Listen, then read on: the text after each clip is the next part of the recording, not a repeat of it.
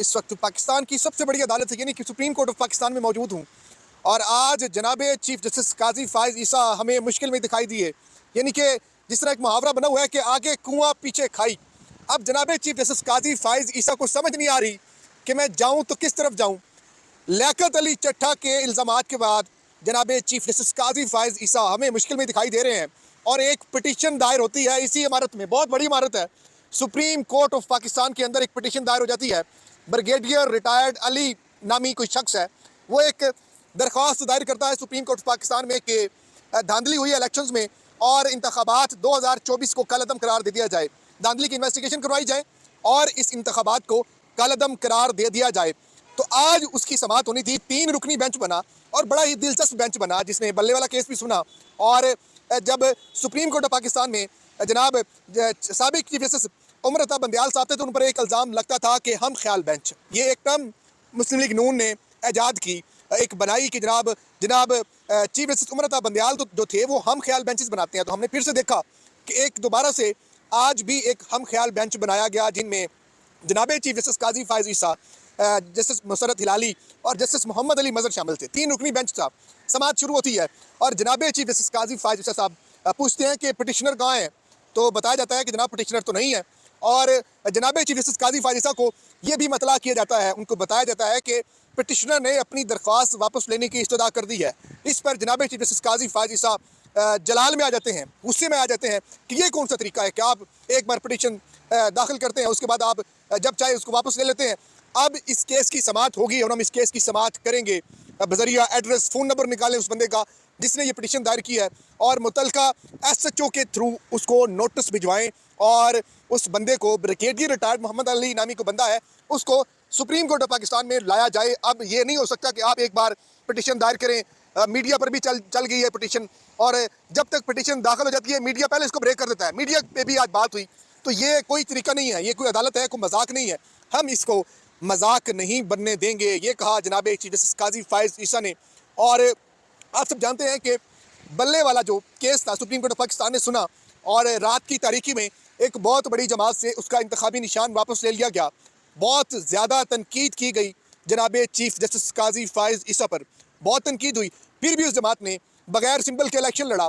बहुत सारे जो उम्मीदवार थे आज़ाद तसव्वुर हो गए और अपने अपने सिंबल्स पर इलेक्शन लड़ा, फिर भी 100 सीटें वो जमात ले गई। तो दूसरा जो लियाकत अली चट्टा की प्रेस कॉन्फ्रेंस के बाद जनाब चीफ जस्टिस काजी फायज ईसा बहुत ज़्यादा कन्फ्यूज नज़र आ रहे हैं, बहुत ज़्यादा फ्रस्ट्रेट नज़र आ रहे हैं, बहुत ज़्यादा परेशान नज़र आ रहे हैं क्योंकि कमिश्नर रावलपिंडी लियाकत अली चट्टा ने 2 लोगों पर इल्ज़ाम लगाया। सबसे पहला नाम उन्होंने chief election commissioner Sikandar Sultan Raja का नाम लिया, दूसरा नाम उन्होंने लिया जनाब चीफ जस्टिस काजी फायज ईसा का। ये 2 लोग भी इलेक्शन धांधली में मुलविस हैं, इनको भी कचहरी चौक रावलपिंडी में फांसी लगा दी जाए। यहाँ तक कह दिया कमिश्नर ने कि मैं रात को सो नहीं सकता, मैं तो खुदकुशी करने का प्लान बना चुका था, फिर मैंने सोचा कि मैं क्यों हराम मौत मरूं, क्यों ना सच मैं अपनी कौम के सामने रखूं। ये कहा था कमिश्नर रावलपिंडी लियाकत अली चट्टा ने। और फिर उसकी प्रेस कॉन्फ्रेंस के बाद ये जब तमाम तर खबरें मीडिया पर चलना शुरू हो गई तो हमने देखा कि जनाब चीफ जस्टिस काजी फायज ईसा ने भी एक मीडिया टॉक कर दी, 2-3-4 साफियों को अपने सामने खड़ा किया, मोबाइल निकलवाए और उन्होंने अपना मौक़िफ़ दे दिया। पूछा कि कौन से इल्ज़ाम है मुझ पर, ये तो बड़ा आसान है, कोई भी इल्ज़ाम लगा दे, सबूत कहाँ है। ये कहना था जनाब चीफ जस्टिस काजी फायज ईसा का। मुख्तलिफ चैनल्स पर यह खबर ब्रेक हो गई कि जनाब चीफ जस्टिस काजी फायज ईसा का रद्द-ए-अमल सामने आ गया है कमिश्नर रावलपिंडी लियाकत अली चट्टा के इल्ज़ामात के बाद। बहुत अजीब सी सिचुएशन इस वक्त बन चुकी है जनाब चीफ जस्टिस काजी फायज ईसा के लिए, क्योंकि उनको समझ नहीं आ रही, आगे कुआं है पीछे खाई है और धांधली के इल्ज़ामात भी जनाब चीफ जस्टिस काजी फायज ईसा पर लग चुके हैं। तो अब इनके लिए बड़ा मुश्किल हो गया है। दूसरी तरफ पाकिस्तान तहरीक इंसाफ ने कल एक प्रेस कॉन्फ्रेंस की और इस प्रेस कॉन्फ्रेंस में उन्होंने एक मुतालबा किया कि चूँकि जनाब चीफ जस्टिस काजी फायज ईसा पर इल्ज़ाम लग चुका है, धांधली वाला केस चीफ जस्टिस काजी फायज ईसा ना सुने, वो इस बेंच से खुद को अलग कर ले। बेंच से अलग नहीं हुए, असूलन ये होता है कि जब भी कोई जज किसी पर बराह रास्त इल्ज़ाम लगता है तो अपने आप को बेंच से अलग कर लेता है, रिक्यूज़ कर लेता है, लेकिन हमने ऐसा भी नहीं देखा। जनाब चीफ जस्टिस काजी फायज ईसा इसी केस को सुन रहे हैं जिन पर इल्ज़ाम लगाया गया है और दूसरी तरफ मेरे बिल्कुल वॉकिंग डिस्टेंस पे इशारा दस्तूर पर ही चीफ इलेक्शन कमिश्नर बैठते हैं। इलेक्शन कमीशन का दफ्तर है जिनका वाहिद काम है पाकिस्तान में फ्री एंड फेयर इलेक्शन करवाना। उन्होंने भी एक कमेटी बना दी है, उन पर भी इल्ज़ामात लगाए गए थे कमिश्नर रावलपिंडी लियाकत अली चट्टा की तरफ से, यानी कि जिन लोगों पर इल्ज़ामात लगाए गए हैं वही बैठकर ये डिसाइड करेंगे, ये फैसला करेंगे कि हम एक कमेटी बनाते हैं और उस पर हम इन्वेस्टिगेशन करते हैं और देखते हैं कि इसमें धांधली हुई है या नहीं हुई, लियाकत अली चट्टा के इल्ज़ामात में कितनी सदाकत है।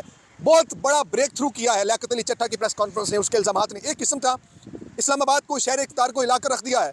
यानी कि जो क्लेम जो दावा एक जमात करती रही है कि प्री पोल रिगिंग हुई, धांधली हुई, जिसमें ROs मुलवस थे, DROs मुलवस थे, प्रिजाइडिंग ऑफिसर मुलवस थे, फॉर्म 45 में बड़ी मिस्टेक्स हुई, तो वही सारी जो चीज़ें थी एतराफ़ कर लिया था कमिश्नर रावलपिंडी लियाकत अली चट्टा ने अपनी प्रेस कॉन्फ्रेंस में, और कहा था कि हमने 70 हज़ार जाली वोट डालकर लोगों को हरवाया, जीते हुए लोगों को हरवा दिया।